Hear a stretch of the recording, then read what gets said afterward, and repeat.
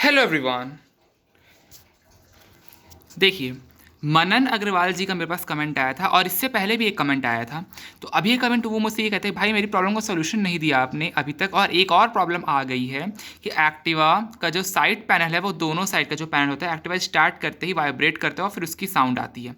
Actually जो उनकी वो वाली प्रॉब्लम थी वो मुझसे ये कह रहे थे कि उनके इंजन से उनको साउंड आ रही है। तो देखिए, मैंने उनको ये रिप्लाई किया है कि श्योर आपको वीडियो कल मिल जाएगी ब्रदर, एंड मैंने उनको ये बताया इंजन से साउंड की काफ़ी सारी चीज़ों की वजह से आ सकती है, इंजन से साउंड काफ़ी सारी चीज़ों की वजह से आ सकती है ब्रदर, कोई स्पेसिफिक चीज़ में नहीं कह सकता।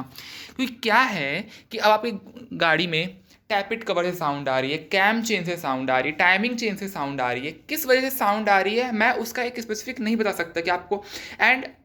मैं आपको ये बता दूं कि अगर मान लीजिए कोई एक पार्ट जो है वो डैमेज होता है आपके इंजन में, अगर कोई भी छोटा सा पार्ट डैमेज होता है तो सबकी गाड़ियों में अलग अलग तरीके की साउंड आती है। बिकॉज इसका 125 सीसी का इंजन है, उसका 110 सीसी का इंजन होगा, तो सबकी एक साउंड पता है डिफरेंट आती है। इस वजह से मैं एक प्रॉपर आपको नहीं बता सकता कि मतलब आपको गाड़ी इंजन में से साउंड आ रही है तो क्यों आ रही है। बट उन्होंने जो मुझसे ये पूछा है कि उनके जो साइड पैनल है दोनों साइड का, उनसे उनको आवाज़ आ रही है, तो वो मैं बता दूं एक्चुअली उनको जो साइड पैनल से उनको जो साउंड आ रही है वो उनकी इसकी वजह से आ रही है। ये जो आप इसकी जो फिनिश देख रहे हैं, ये जो लगा हुआ है स्टाइलिश सा, इसमें लिखा हुआ है एक्टिवा 125, ये काफ़ी ज़्यादा लूज़ हो जाता है। एंड जब ये लूज़ हो जाए, जब गाड़ी स्टार्ट होती है ना, तो पूरे गाड़ी में वाइब्रेशन फैलता है। जैसे आप देखेंगे ट्रेन वगैरह में, तो जब ट्रेन स्टार्ट होती है तो पूरे डिब्बे को हिलाती है, पूरे डिब्बे हिल जाते हैं। उसी प्रकार यहाँ पे ये सिस्टम है कि जब गाड़ी अपनी स्टार्ट होती है तो ये वाला जो पैनल है इसका, ये काफ़ी ज़्यादा साउंड क्रिएट करता है। एंड सिर्फ यही पैनल नहीं, ये वाले पैनल भी जो है अपने साउंड क्रिएट करते हैं। अब ये साउंड पैनल कैसे क्रिएट करते हैं, इनके जो अंदर की यहाँ पास में जो नटबोल्ट लगे हुए हैं, मतलब ये जो नटबोल्ट लगे हुए हैं इसके अंदर, देखिए आपको देखिए यहाँ पे कि ये दो पार्ट से डिवाइडेड है। अब अभी देखिए, ये फर्स्ट पार्ट हो गया एंड ये सेकंड पार्ट हो गया, ये फर्स्ट पार्ट है ये सेकंड पार्ट है। तो यहाँ पे जो नट बोल्ट की वजह से ये जो फिक्स हुआ है,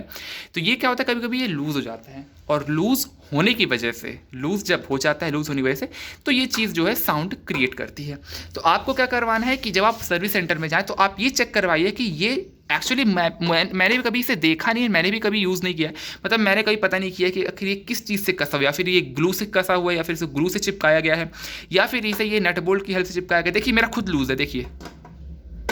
ये मेरा ये खुद लूज़ है, बट स्टार्ट करने पे ये साउंड क्रिएट नहीं करता है। तो आपको ये चेकआउट करें कि अगर ये बहुत ही ज़्यादा लूज़ है तो आप इसे टाइट करवाइए, एंड अगर ये बहुत कम लूज़ है, मतलब टाइट ज़्यादा लूज़ नहीं है, तो आप ये चेक करिए कि जो साइड पैनल है आपके ये प्रॉपरली टाइट हो, एंड ये इस प्रकार से अगर ज़्यादा, मतलब अगर आप इसको दबा रहे हैं, ठीक है ना, तो ये सिर्फ ये वाला हिस्सा नहीं दबना चाहिए, मतलब ये दोनों आगे पीछे होने चाहिए। दोनों आगे पीछे का मतलब क्या है, ये एक पार्ट में डिवाइडेड है, ये अलग पार्ट में डिवाइडेड है। यहाँ पे आपको कट दिख रहा होगा बीच में, तो जब आप इसको दबाएंगे तो सिंपल से सिर्फ ये नहीं दबना चाहिए आपका कि आपका सिर्फ ये वाला पैनल दब रहा है एंड ये वाला अपनी जगह पे, दोनों एक साइड देखिए, दोनों मूव करने चाहिए, सिर्फ यही बस मूव नहीं करना चाहिए। अगर सिर्फ ये बस मूव करना है, मूव हो रहा है, तो आप ये समझ सकते हैं कि आपका जो नट बोल्ट है अंदर से लूज़ है, या फिर वॉशर टूट चुका है, जो भी प्रॉब्लम हो। एंड अगर ये दोनों एक साथ हल्के हल्के हिल रहे हैं तो इसका मतलब ये है कि आपके जो साइड पैनल है वो टाइट है। एंड आप ये देख सकते हैं कि सिर्फ यहीं बस से नहीं, यहाँ से भी आप चेकआउट कर सकते हैं, यहाँ से भी हो सकता है, एंड आपका जो है यहाँ से भी हो सकता है कि आपको लगता हो कि यहाँ से आवाज़ है, बट आवाज़ हो सकता है यहाँ से आ रही हो, ये भी लूज़ रहता है क्योंकि।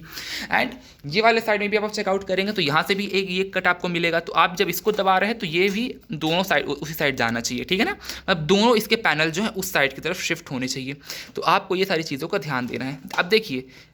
मैं आपको बताऊं कि मेरा ये वाला भी आपको मैं दिखाऊं, ये वाला पार्ट, तो ये वाला हल्का सा ठीक भी है, मतलब लेकिन ये थोड़ा इस तरीके से हिलता है, मतलब ये आगे पीछे हिलता है, और वो वाला जो है ऊपर नीचे हिलता है, तो अलग अलग तरीके से हिलते हैं। तो आपको चेकआउट करना है कि आपका ये खराब है कि ये खराब है। अगर ये खराब है तो आप इसके नट बोल्ट से टाइट करवा सकते हैं, अगर ये खराब है तो इससे आपको चेकआउट करवाना पड़ेगा कि ये नट बोल्ट से टाइट है कि ग्लू से चिपका, क्योंकि मुझे भी इसका आइडिया नहीं है। होप सो आपको वीडियो अच्छी लगी होगी। Thank you so much for watching, love you all guys.